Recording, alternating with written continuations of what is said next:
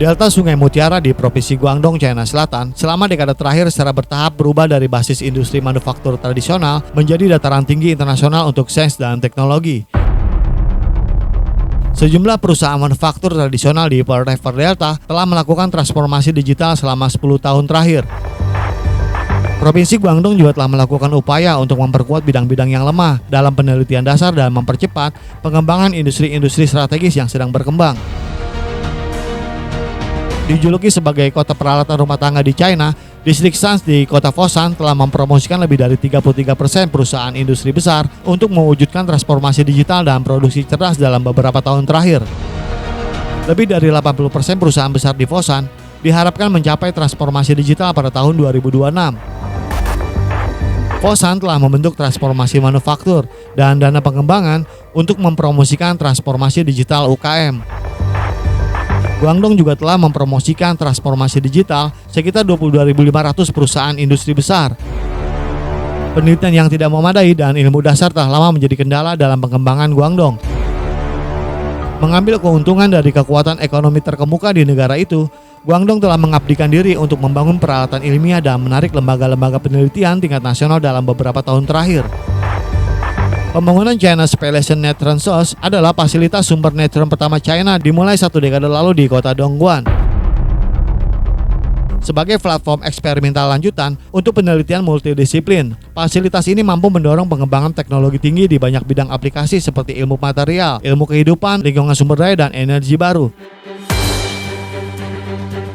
Keberhasilan pembangunan sumber neutron spalasi di Dongguan menunjukkan tekad dan pencapaian Provinsi Guangdong untuk mempromosikan inovasi ilmiah dan teknologi.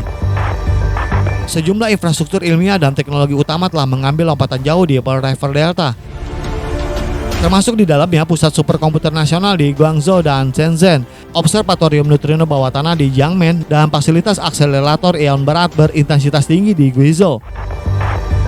Pengeluaran untuk penelitian dasar di Guangdong telah berlipat ganda dalam 5 tahun terakhir. Lebih dari sepertiga dana keuangan provinsi dialokasikan untuk sains dan teknologi selama periode rencana 5 tahun anggaran antara tahun 2021 hingga tahun 2025 dan akan diinvestasikan dalam penelitian dasar. Wilayah Teluk Besar seperti Guangdong, Hong Kong, dan Macau telah mengembangkan rantai industri yang lengkap. Suasana inovasi yang terbuka dan inklusif telah terbentuk di kawasan ini, menarik bakat, modal, dan sumber daya lainnya dari seluruh dunia. Dan dijadwalkan pada bulan September ini akan dibuka sebuah Universitas Sains dan Teknologi Hong Kong. Di Dezhik Naza Guangzhou, kita dapat menemukan keberadaan 500 pemberhentian taksi swakemudi menggunakan aplikasi Pony Pilot. Perusahaan kendaraan otonom China Pony telah memperkenalkan layanan robot taksi di area inti distrik yang mencakup layanan 300 km persegi. Statistik dari Departemen Sains dan Teknologi Provinsi Guangdong menunjukkan bahwa jumlah total perusahaan teknologi tinggi di Guangdong melebihi 60.000 pada tahun 2021, menjadi peringkat pertama di China selama 6 tahun berturut-turut. Perusahaan sains dan teknologi telah menjadi kekuatan penting dalam upaya Guangdong untuk menciptakan pola pembangunan baru, dan mereka telah menjadi tulang punggung pembangunan ekonomi berkualitas tinggi di provinsi itu.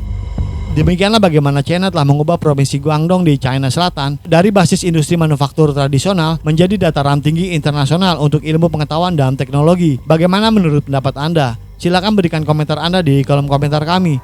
Terima kasih dan sampai jumpa di episode selanjutnya.